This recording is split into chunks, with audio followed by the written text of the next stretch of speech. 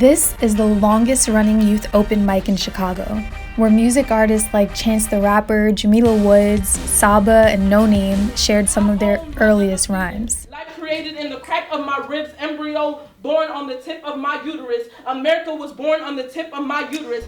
Wordplay is an open mic hosted by Young Chicago Authors, a nonprofit literary organization that's been around for over 25 years.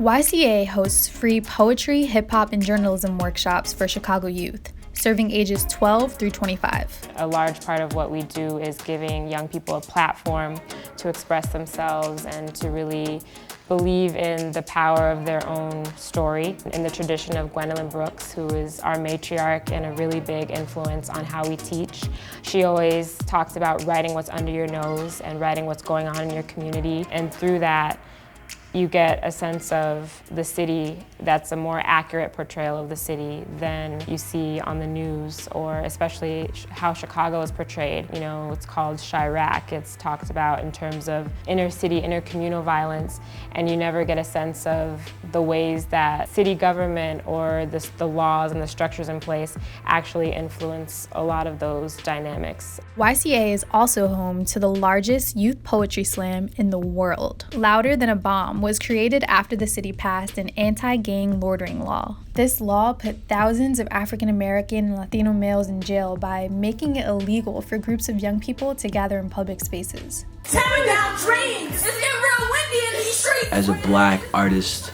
as a black student, you know, I think it's kind of hard to feel comfortable in places that like oppress you.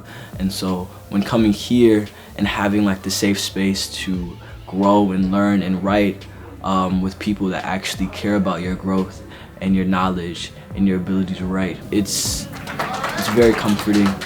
They're like these safe space rules.